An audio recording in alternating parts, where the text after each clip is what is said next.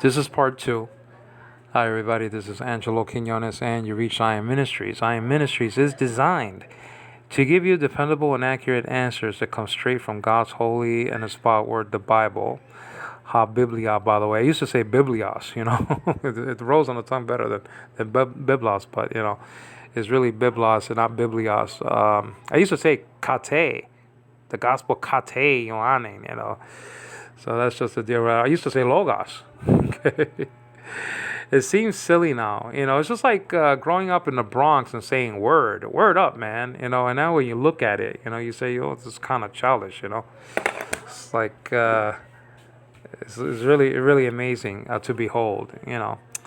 But that's just the deal. Now, we're looking at the full reconstruction of the Gospel of John, but we're veering off the road of John 1:1 sometimes, and we're going to other streets and other corners. We're going to other verses that have to do with discussions between us born again Christians and against them, the those in John chapter 17 that Jesus spoke about, the unbelievers. The Oneness Pentecostals and the Unitarians and the Iglesia de Cristo. And the JWs who call themselves Jehovah's Witnesses. I don't know why, because they're not witnessing for Jehovah at all. They're practically witnessing for magic wheat and corn. That's just the deal. Now, let's read this up to verse 8. And we got up to verse 8 last time. I think only the commentary went up to verse 4 or 5 before my baby Anna Devane started crying, okay? And I apologize for that. Maybe I could splice these two videos together. Sorry about the background noise here in the Philippines. I relocated from the United States of America, New York City, way back, okay, because it seems like 20 years ago. It was only 3, but it seems like 20 years. This is not for everybody, guys. It's not, I wish I brought, I left like 99.9.99, whatever the case may be, of my Bible study materials at home. If I had to do that over again, I wouldn't have done that, So just bring your stuff if you want to relocate or whatever the case may be, or if you're moving, don't forget your stuff, because you might not be able to get some of that stuff, especially the old material like Julius Armanti's booklet entitled, Was Peter a Pope? I mean, you can't get that again to my chagrin. Well, anyway, let's start. Now, I'm going to give you the John 1:1 in the modern pronunciation, and from verses 1 to 8, okay, the biblical pronunciation or the standard or American style pronunciation. Cool. Energy. Okay. Energy no logos. Que o logos sin prostonteon. Que te os no logos. You can't make it up, guys, with the roosters. You understand what I'm saying? Energy no logos. Que o logos sin prostonteon. Que te os no logos. Energy no logos, que o logos in prostonteon, que te osino logos.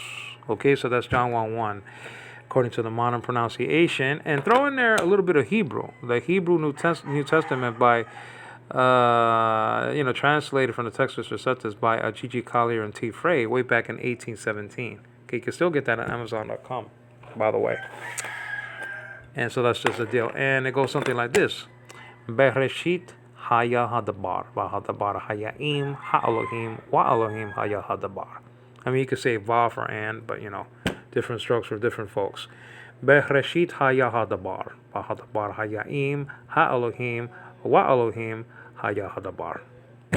Okay? So Haya means was, Bereshit means in beginning, Dabar, D-A-B-A-R, or Dalet Beit Resh means what? Elohim, you know that. Im means with. Va or wa means and. Sometimes pronounced ve nowadays. Yeshli ach ve'achot. Have a brother and a sister. And so that's just to deal with that. But let's get into the biblical pronunciation, because this is the John 1:1 mega series. Okay, this John 1:1 series started a long time ago. No pun intended. And I did after the initial study on Angelo KYKY Quinones, actually did voice texts, hundreds of voice texts on John 1:1. But recently I did a mini series, and I'm engaged in a mega series of John 1:1, the full Greek construction. For the first time several years ago, I got into the full Greek of John 1:1. And not only that, we veer off from time to time. Okay, we're journeying on this road together. We veer off from time to time and look at other verses that come into play, come into discussion, come to the pool of debate between us, born again children of God, Trinitarians, by the way, and against that we have with the JWs, Unitarians, Oneness Pentecostals. I mean, Iglesia de Cristo. Those people who don't really believe in the deity of Christ or in the Trinity. So we get involved with them, and we can either reach them or defeat them very easily. Okay, especially defeat them very easily, by the way, by the grace of power and power of God. Well, here it goes from verses 1 through 8. Okay, quote. Enarche in halagas, kai halagas in prastantean, kai theas in halagas. Let me just repeat that before I go into verse 2. Enarche in halagas, kai halagas in prastantean, kai theas in halagas. Hutas en arche prastantean. Panta di autu egeneta, kai chores autu egeneta, ude hen ha geganen. Verse 4. Let me just scroll up a little bit here. Quote. En auto zoein kai he zoein ta phos ton anthropon. Verse 5. Kai ta phos en te scatia fane kai he scatia auta u katelaben. And verse 6. Let me just scroll up over here. Egeneta anthropas apestalmenas paratheu anama auto Ioannes. Now verse 7. Hutas elthen eis marturian ina marturese peri tu photas ahena pantes. Let me just scroll up a little bit here. Pistu sosi di auto. Now verse 8. Uk en ekenasta phos hina marturese peri tu photas. Okay? I had to read it like that because he was not the light, So, okay, that's just the deal. Let's bring some commentary, bring some light, no pun intended, bring some force, okay, into the discussion, into the pool. Now we already mentioned, okay, John 1:1, and but let's do the overview commentary again, because again, my baby, interrupted me in the discussion during the discussion of John 1 around 4 or 5 or 6. So I couldn't finish, to my chagrin. Well, let's read this verse 1. Enarche in halagas, kai halagas in prastantean. Or energino logos ke logos in prostoteo keteosino logos. Praise God, he gets the glory, not me. Now, I mentioned that energe is a prepositional phrase. The N is a preposition, one of let's say 17 or so small prepositions. Okay, you got N, and you have ek, and then you have ana, and you have meta, hupa, para, kata, dia.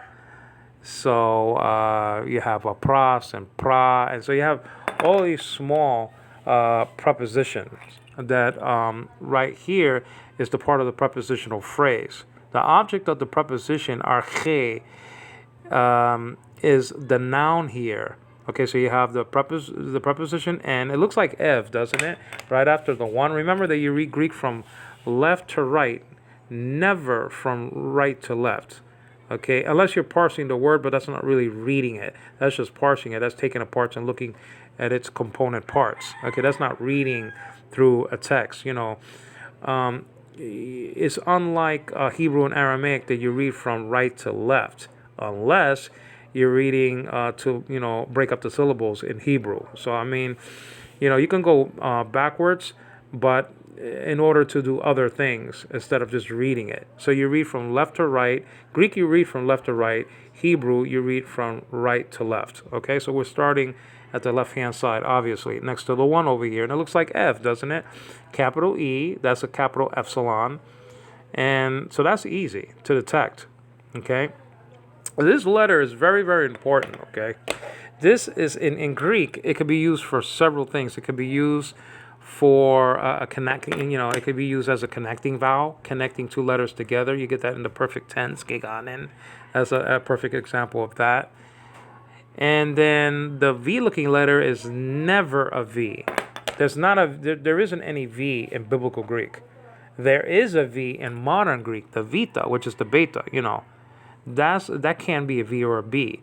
Just like the Hebrew B also can be a V, okay? Like the word, like in the word bevakasha. I mean, so the bait is acting like a B and a V in that word, okay? But in modern, but in biblical Greek, there is no V, there is no W, okay?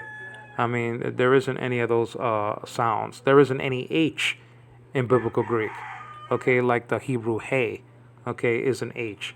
Like in the Tetragrammaton, it appears twice in the Tetragrammaton, and that means to behold. So actually, talking about the Tetragrammaton for about a couple of seconds, the story of the Tetragrammaton is the cross of Christ. It's actually Yod, Hey, Wow, Hey. What do those letters mean? Yod means hand, Hey means behold, and then Wa means nail, like the nail you drive into a tent, in the ground.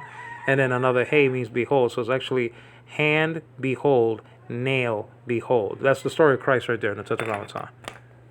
Story of Christ. Third person, form of Haya, is the Tetragrammaton. But let's get back into this. And actually, Ehye is actually the first person form of Haya. Okay? Haya appears in John 1:1, by the way, 3 times. Just like Ain appears 3 times here in this text, in the Greek text. So if you're looking at a small V-looking letter, it's never to be pronounced V. It's not a V.